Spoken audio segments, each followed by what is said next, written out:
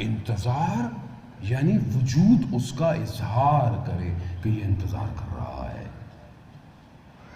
منتظر ہے، تڑپتا ہے. ایسا ہے یہ، تڑپتے ہیں لوگ. جسے عشق ہو جائے وہ تڑپتا ہے، اسی سمجھ نہیں آتا. وہ کہتا ہے کسی طریقے سے میں ایک نگاہ کر لوں، ایک نگاہ کر لوں، ایک نگاہ مل جائے.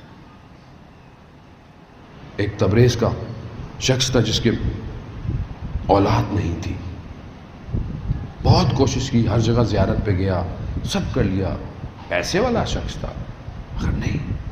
بہت دعائیں کی تو بہرحال مکاشفہ ہوا. شخص آئے،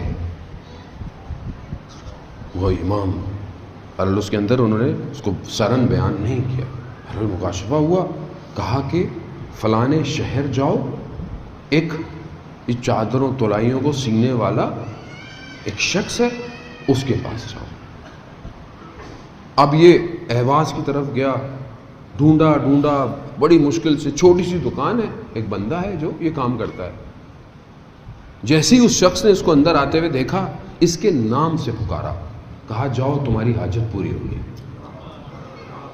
اب یہ عجیب سا ہو گیا، کہا یہ جانتا نہیں ہے مجھے، میں نے اس کو کبھی زندگی میں دیکھا نہیں اور اتنا دور، اور اس کو یہ بھی پتا ہے کہ میں اس کے پاس حاجت کے لیے آیا ہوں. کہہ رہا حاجت پوری ہو گئی. تو اس کے ذہن میں آیا کہ یہ کون ہے کہ جس کے لیے مجھے امام زمانہ نے اس کے پاس بھیجا ہے. اس کو ہوا کہ یہ کیا ہے، یہ کس طرح اس مقام پہ پہنچا. اب یہ مقامات ہیں عزیزان محترم، لوگوں کو عطا ہوئے ہیں، خدا نے یہ مقام عطا کیے ہیں لوگوں کو، دروازے بند نہیں ہوئے ہیں علم کے. تو اس سے کہا کہ آپ مجھے اجازت دیں، میں رات آپ کے ساتھ گزاروں. کہاں رہو. اب یہ دیکھتا رہا کہ دن میں کیا ایسا کام کرتا ہے کہ جسے یہ دیکھا، وہ اپنے کاموں میں لگ رہا ہے. رات ہوئی، ایک دسترخوان بچھایا، روٹی دہی کا. کہا کہ آپ بہت امیر آدمی ہیں لیکن میرا دسترخوان یہی ہے. اس نے کہا نہیں. اس نے کہا اس سے لذیذ ترین کھانا میں نے کبھی کھایا بھی نہیں. تو اس نے کہا کہ مجھے آپ یہ بتائیں کہ آپ کو یہ مقام کیسے ملا. اس نے بولا یہ کوئی پوچھنے کی بات ہے، آپ کا کام ہو گیا، آپ جائیے. کہا دیکھیں مہمان ہوں، مہمان کا کچھ تو حق ہوتا ہے، اس حق کے واسطے مجھے بتا دیں. تو کہا میں بتاؤں گا لیکن شرط یہ کہ تو میرے شہر میں تم نے کسی کو نہیں بتانا، حتیٰ جب تک میں زندہ ہوں، یہ میں راز ہے. راز رکھ. کہا کہ میری دکان کے سامنے کئی سال پہلے میری دکان کے سامنے ایک فوجی رہتا تھا بادشاہ کے دور کا، اور اس کا ایک نگہبان سرباز جسے ہم گارڈ کہتے ہیں وہ تھا. وہ میرے پاس آیا، کہا کہ آپ روٹی کہاں سے تہیا کرتے ہیں، کیونکہ ظالم حکومت تھی.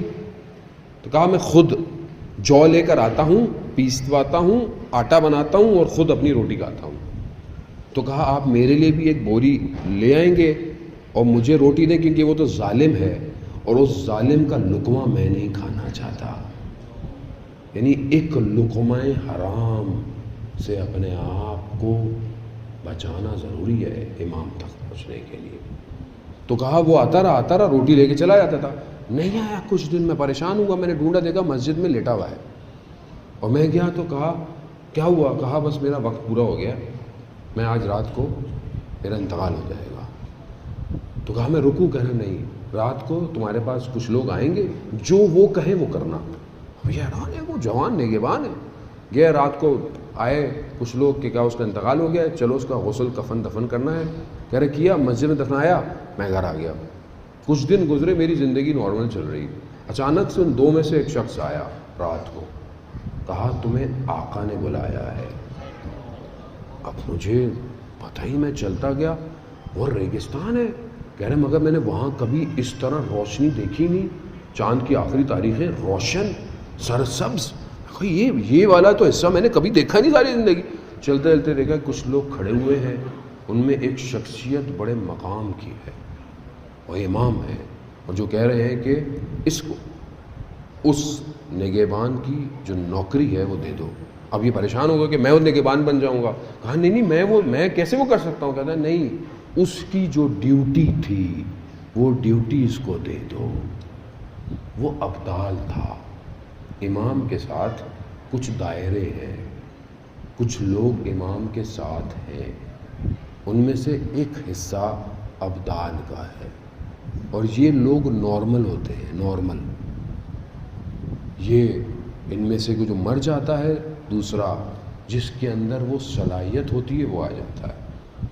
یہ بتاتے نہیں ہیں کسی کو، یہ عام لوگ ہوتے ہیں، یہ صرف اپنے امام کے امر کی اطاعت کرتے ہیں۔ کہا کہ وہ دن تھا اور آج کا دن ہے، مجھے جو امر دیا جاتا ہے میں اس کو انجام دیتا ہوں۔ یہ جو تمہاری حاجت تھی یہ بھی امام کی طرف سے امر تھا میرے لیے۔ عزیزان